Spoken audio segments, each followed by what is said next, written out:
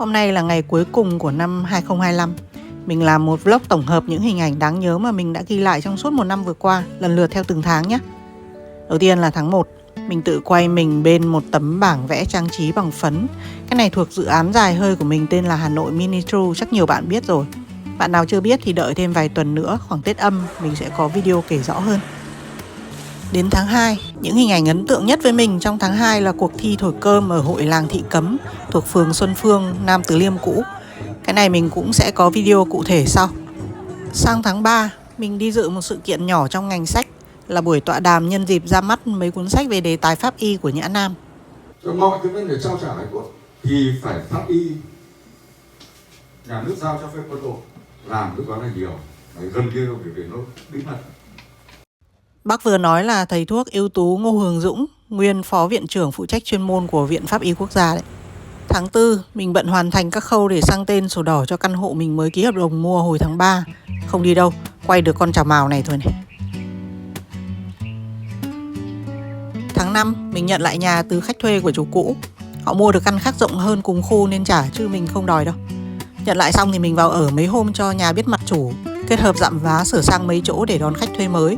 Khách này do khách thuê cũ tìm hộ luôn.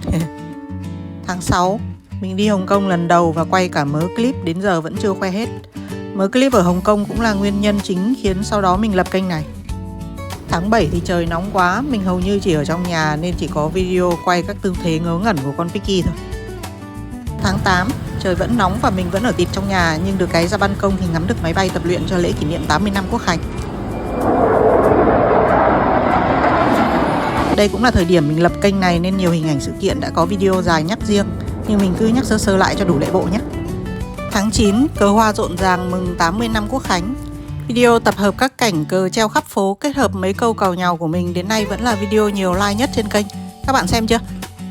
Tháng 10, mình đưa mẹ mình đi Malaysia chơi, đi Penang thăm di sản của người Hoa rồi đi xem chim. Mình quay được con chim trèo bẻo ở Penang này thì thích quá nên là phải khoe lại phát nữa. Từ tháng 10 đến cuối tháng 11 thì đầy ắp các sự kiện. Các bạn xem mấy video dài mình đăng thì cũng thấy rồi. Nào là lễ hội và triển lãm ở Hoàng Thành Thăng Long, nào là trình diễn chó, trình diễn mèo, rồi sự kiện diễu hành trong trang phục Việt cổ. Cái này mình chưa làm video vì muốn hỏi thêm ý kiến của người trong nghề để clip nhiều thông tin hơn. Cuối tháng 11, đầu tháng 12 thì mình đi Nhật ngắm lá vàng lá đỏ. Cũng khoe cả đống video dài có ngắn có rồi. Ở đây mình đưa 1-2 cảnh ví dụ thôi. Đến cuối tháng 12, ngoài mớ clip liên quan đến Noel, mình có thực hiện một buổi đi bộ vòng quanh Hồ Tây và quay khá nhiều cảnh trông cũng được. Như cảnh này chẳng hạn. Nhưng cái này để sang năm mới mình đăng cho ra tấm ra món nhé. Video tổng kết năm 2025 đến đây là hết. Cảm ơn các bạn đã đăng ký kênh và thương tình tương tác. Hẹn gặp lại các bạn trong các video sẽ đăng năm 2026.